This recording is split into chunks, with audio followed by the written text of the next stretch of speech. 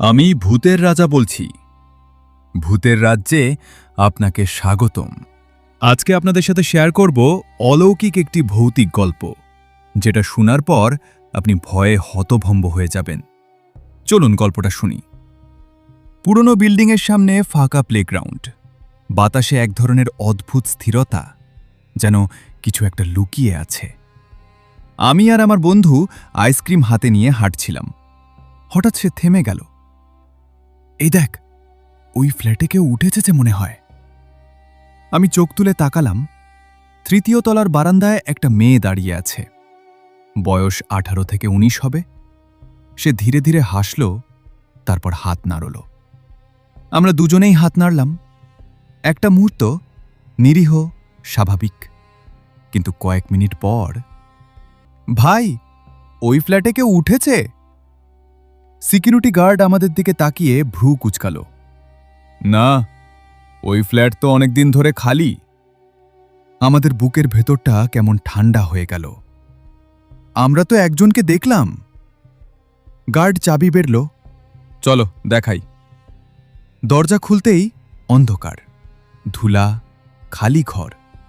কেউ নিকোয়েন্সি নেই, একদম কেউ না। আমরা হাসলাম জোর করে, কিন্তু আমার বন্ধুর গলা কাঁপছিল।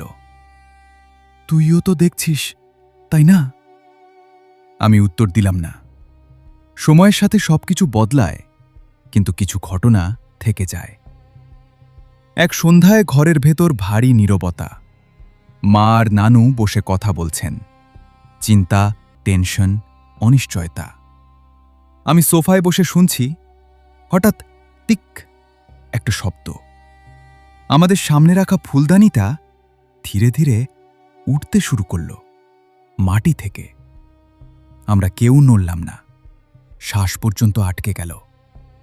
ফুলদানিটা মাঝ আকাশে কয়েক সেকেন্ড ভাসল, তারপর ধরাম, মাটিতে পড়ে চূর্ণ বিচূর্ণ। ঠিক সেই মুহূর্তে ফোন বেজে উঠল। মা ফোন ধরলেন।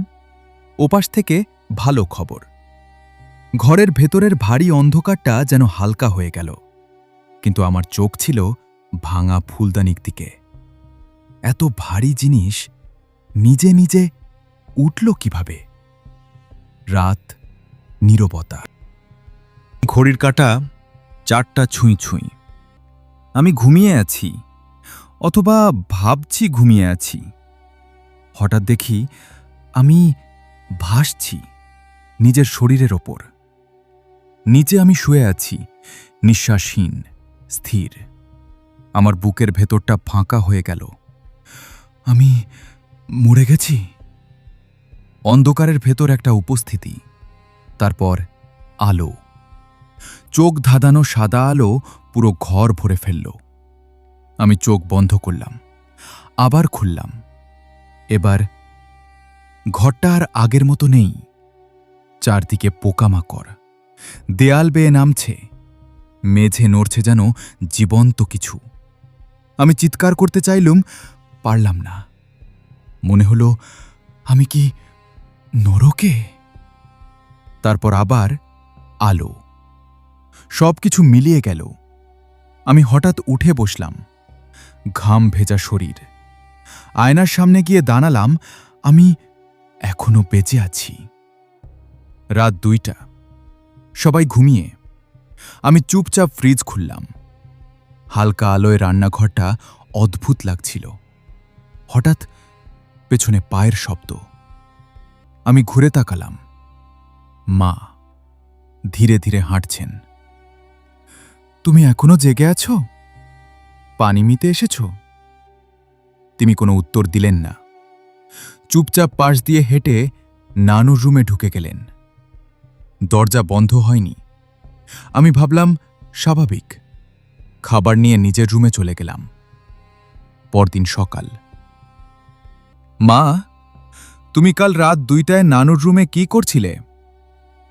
মা থেমে গেলেন। আমি তো রুম থেকেই বের হইনি। তার চোখে কোনো মজা ছিল না, শুধু ক্লান্তি। আর সত্যি, আমি ঘুমাচ্ছিলাম।